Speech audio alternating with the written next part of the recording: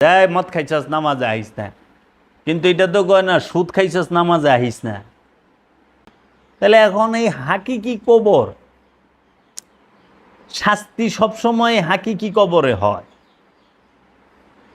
যেই কবরে জাবের থাকে। জাবের যে কবরে আছে সেই কবরে সব সময় কর্মের শাস্তি হচ্ছে।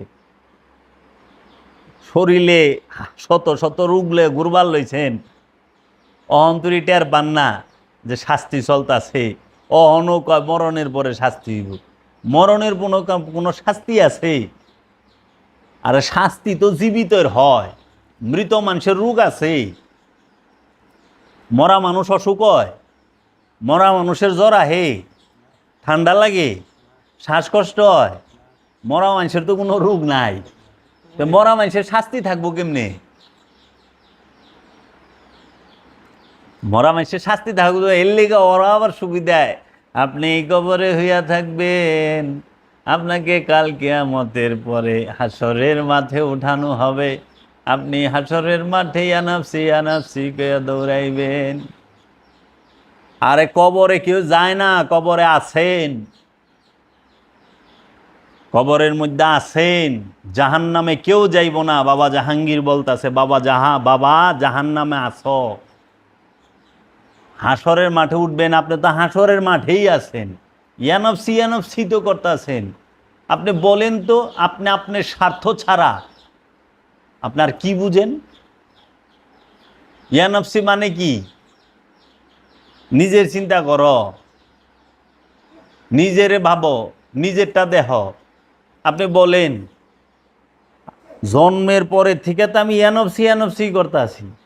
যেই মা আমারে 10 মাস 10 দিন গর্ভে ধারণ করলো, 10 মাস গর্ভ পেটে রাখলো, আমি এই 10 মাস আমার অসুবিধা হইলে মুসরামুসরি পেটের থেকেই শুরু করে দিছি।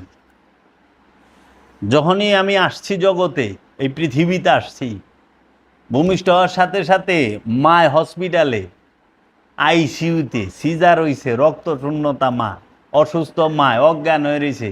আমি বুঝি না মায় অজ্ঞান না সুস্থ না অসুস্থ, এগুলা দেহার সময় আমার নাই। আমারে দুধ দাও, খাইবার দাও। আবার দুধ খাওয়া করলে গান লাগে না? ট্রেনিং সেন্টার থেকে শিখাইতে হয় কোনো বাচ্চারে, যে ট্রেনিং সেন্টার থেকে 3 মাসের কোর্স করে দুধ খাওয়া শিখাইছি।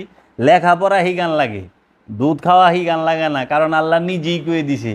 আমি তো কোরআনের মধ্যে আল্লাহ বলতেছে, আমি তোমাদেরকে সীমিত জ্ঞান দিয়া পাঠাইছি।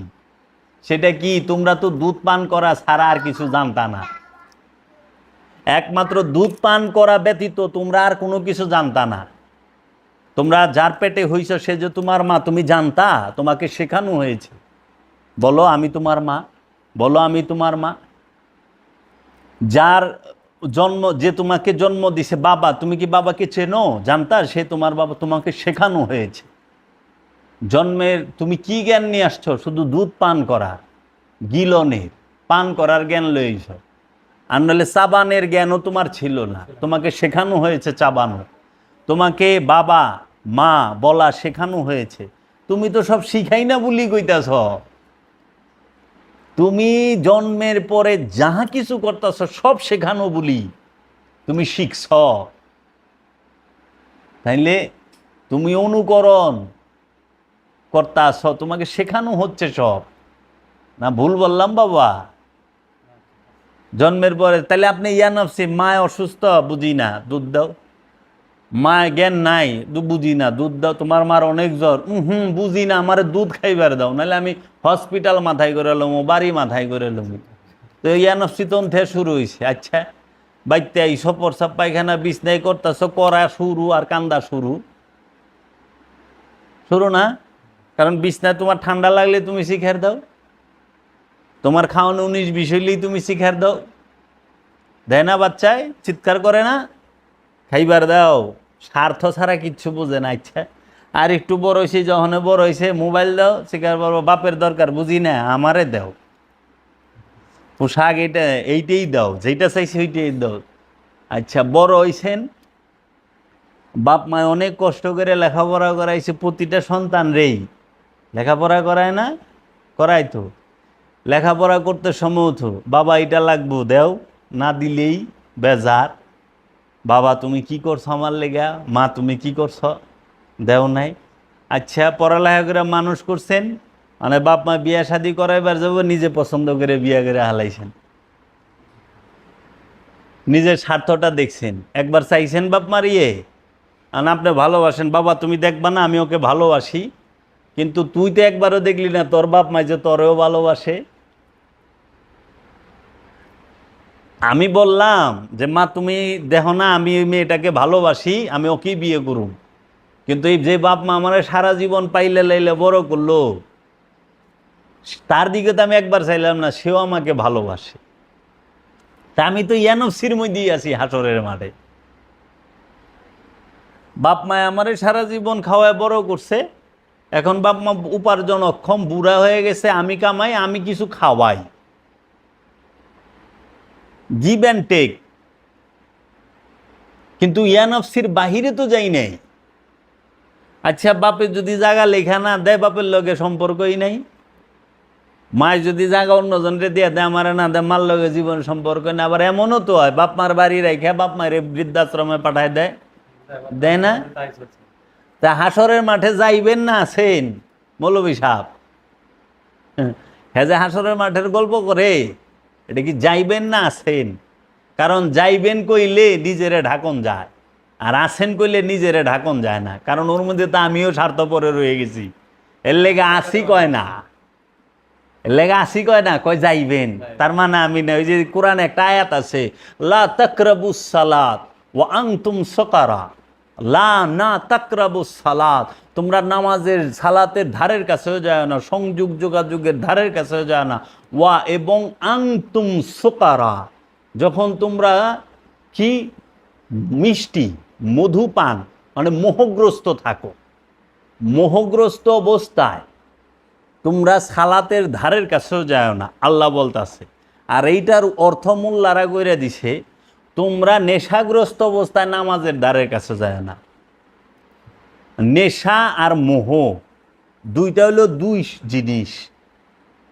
নেশা করে অল্প মানুষ, আর নেশা যে করে সে নিজের ক্ষতি করে, আর মোহগ্রস্ত মানুষ সমাজের ক্ষতি করে, পরিবারের ক্ষতি করে, সমাজের ক্ষতি করে, দেশের ক্ষতি করে। তাহলে মোহ কি? তাহলে নেশা যদি হইতো তাহলে এটার আরবিটা হইতো এরকম, লা তাকরাবুস সালাত ওয়া আনতুম খামরা। কোরআনে খামরা মানে হচ্ছে মদ, নেশা, বুঝছেন? আর সোকারা মানে হচ্ছে মোহ। এখন মোহ ছাড়া কোনো মানুষ নাই, প্রতিটা মানুষের মোহ আছে। যে ইমাম সাম নামাজ পড়ায় হেরও মোহ আছে, এর লেগে হ্যাঁ নিজের কান্দে বুঝা লইব না, ওইটি মদ খোরের কান্দে দিয়া দেয়, মদ খাইছাস নামাজে আহিস না। কিন্তু এটা তো কয় না সুদ খাইছাস নামাজে আহিস না।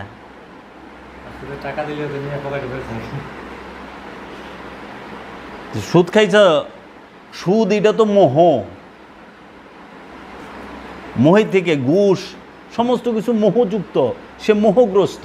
এর জন্য বলছে মোহগ্রস্ত বলতে সালাতের ধারের কাছে আয়ও না, অনে বানায় দিছে। কারণ মৌলভী সাহেব তো মদ খায় না, কিন্তু সন্তানের মোহ আছে না, পরিবারের মোহ নাই, রূপের মোহ নাই, জান্নাতে যাওয়ানোর মোহ নাই, মোহগ্রস্ত তো।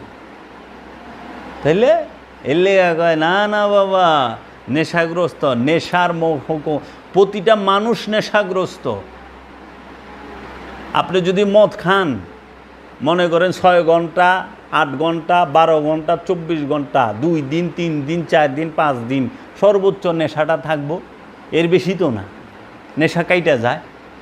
আবার যারা নাকি ভালো মদখোর মানে প্রফেশনাল, তার কাছে জিজ্ঞেস করলাম, শুনলাম যে ভাই কয় ঠান্ডা পানি দিয়ে গোসল করলেও জায়গা, আবার বলে কি কি করলে অনেক ফর্মুলা আছে, নেশা কাইটা যায়।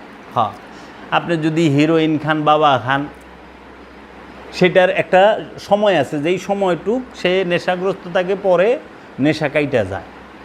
এবং সে যদি মদ খায়, হেরোইন খায়, বাবা খায়, ফেন্সি খায়, সে হইল নিজেরে ধ্বংস করতে আছে।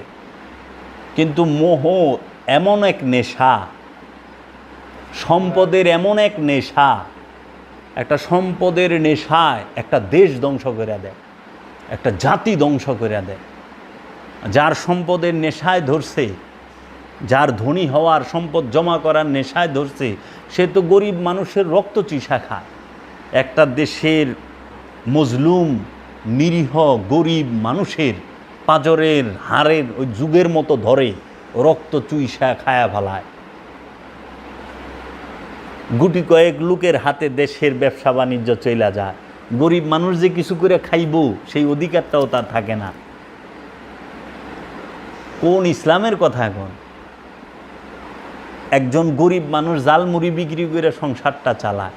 আপনি 1000 কোটি টাকার মালিক, আপনারও জালমুড়ি বানায় বেচন লাগবো? বেছে না 1000 কোটি টাকার মালিকেরা জালমুড়ি? তাহলে পরে আপনি কই আছেন?